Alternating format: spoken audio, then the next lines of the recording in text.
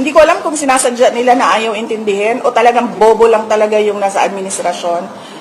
I'd likely lean doon sa latter kasi sa lahat ng mga desisyon nila lately,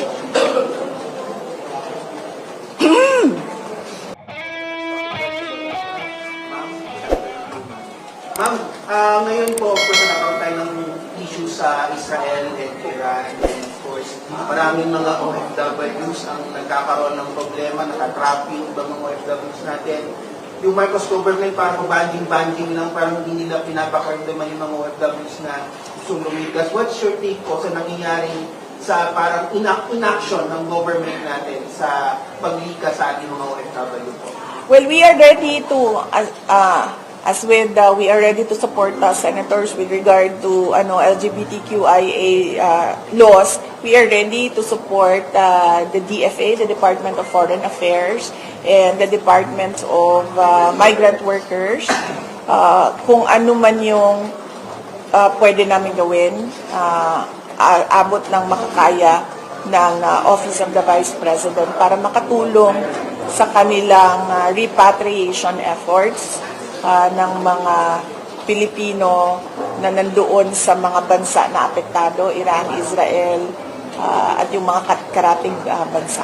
Ma'am, kasi ganito parang ang iniisip ng ibang mga bansa ngayon, parang palikasin yung kanilang mga citizens abroad sa, of course, nangyayari gulo. I know, merong ceasefire ngayon, may truce ngayon, pero hindi natin sure kung gaano katagal yung truce na yun. Pero pinofocus ito sa Pilipinas, politika, personal na away. What's your take on this po? Kasi parang dapat iniisip po ng gobyerno natin yung kapakanan ng mga OFWs natin, yung kapakanan din ng ating mga consumers, lalo tataas yung presyo ng gas ng oil. Totoo yan, no? Kaya doon sa aking mensahe kanina, kung nakita nyo sa aking speech, ay sinabi ko na unahin natin ang bayan. Huwag yung pansariling interes at tigilan natin ang pang-aatake sa politika. But personally, ma'am, how would you score the action or inaction ng Marcos government in the situation ng Tierra ng Iran and Israel? Well, it's a little too late. Too little too late pala. Too little too late. Too little too late again.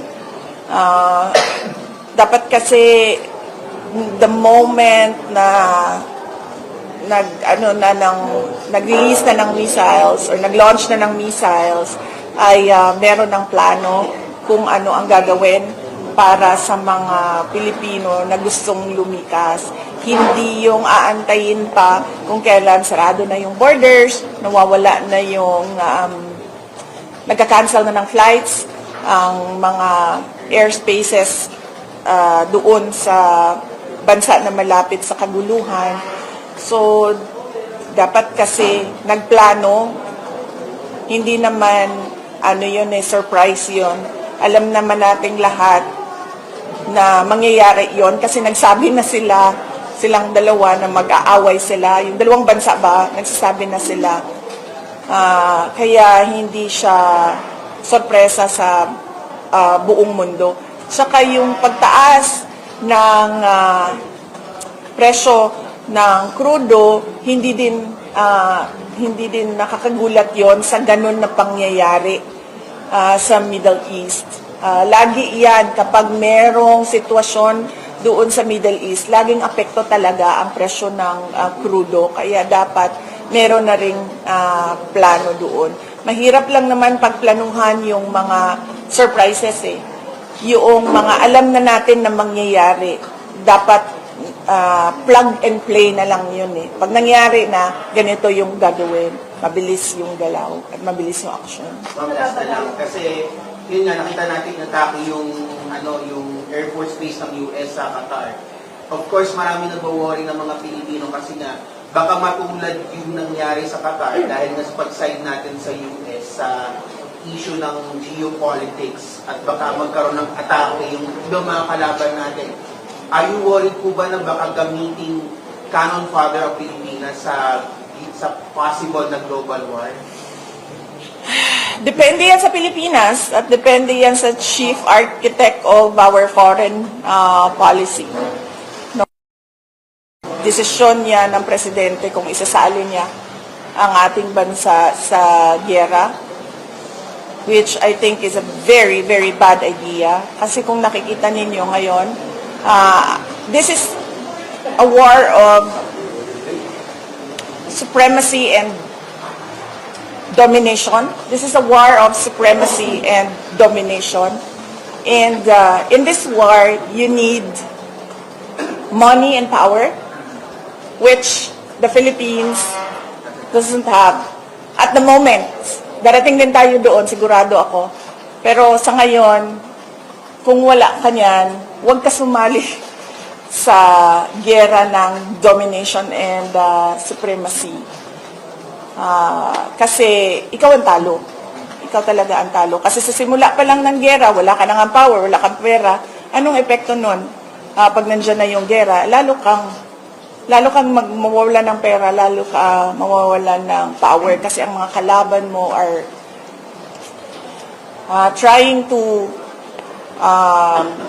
show that they are superpowers of the world. Okay, last question for this topic.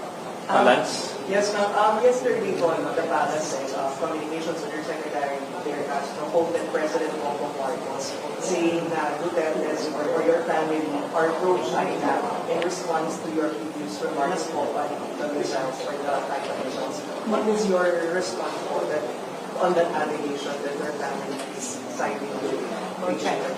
No, hindi nila dapat ako pinapasagot kung pro-China ako. Sagutin niya yung tanong ko. Where is the independent foreign policy that is required by the Constitution? Where is it right now? Explain to the Filipino people how you are going to implement your independent foreign policy. Huwag nilang pasagutin yung nagtatanong na sasabihin nila ako ay isang pro-China person. Matagal na nila yan na narrative na pro-China ako. I'm not pro any country at all.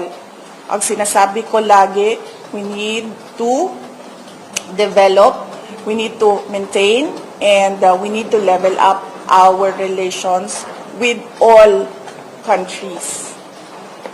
Hindi lang sa China.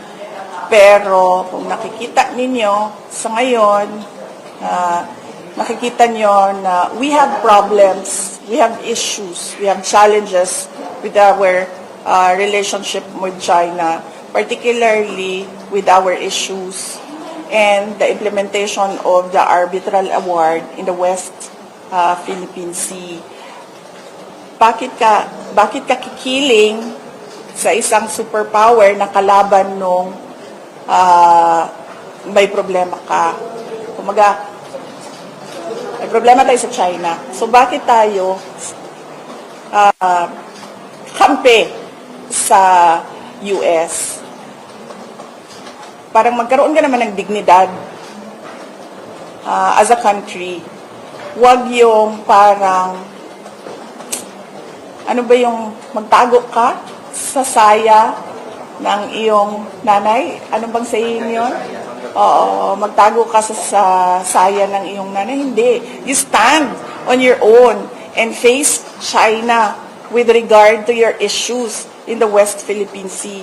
You don't lean towards another superpower and say na, oh, please help me because he is bullying me. Yun. We have our Filipino pride. And in international relations, kung wala kang away, wag mo simulan yung away. You always need to cultivate good relations with not just your neighbors, but the entire global community. Sila din naman nagpapasalita sa akin eh. Ayaw ko magsalita noon kasi nakikita ko yung mali na ginagawa niya. Pinipilit nila ako magsalita. Ngayon, sagutin niya. Nasaan na ang independent foreign policy ng Pilipinas na nasa konstitusyon natin? We move on to the next, last two topics. Ma'am, may mga pumupuna po sa mga cabinet position, in fact, Malacanang kaso, para sa po or para sa so once and for all, is the office still functioning? Kayo po ba as Vice President ay makakapag-ibig you are on personal cabinet? Alam mo kasi, hindi kasi nila naiintindihan, sorry Hindi ko alam kung sinasadya nila na ayaw intindihin o talagang bobo lang talaga yung nasa administrasyon. I'd likely lean doon sa latter kasi sa lahat ng mga desisyon nila lately, ay, alam mo, sa totoo lang talaga, nahihiya ako as a Filipino ba na nanonood yung ibang bansa sa atin and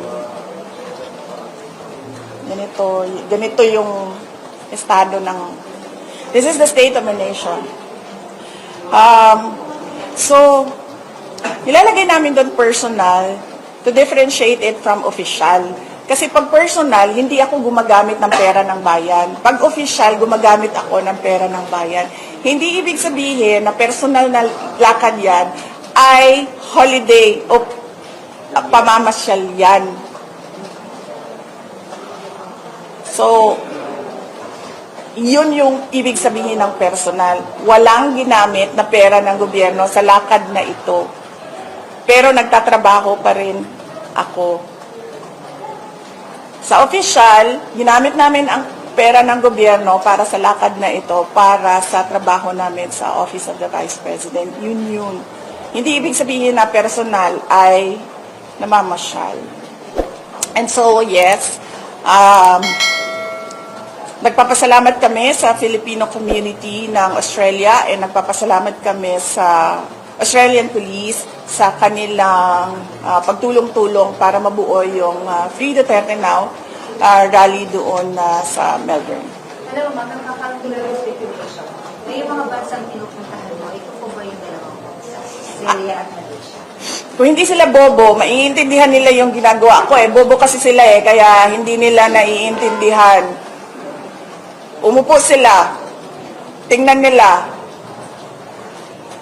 Hindi ko sasabihin kung ano yung ginagawa. I don't like talking about how I think and what I think. So, kung meron silang gusto basahin doon, good luck. Okay, we move on to other matters. Last 3 questions. So,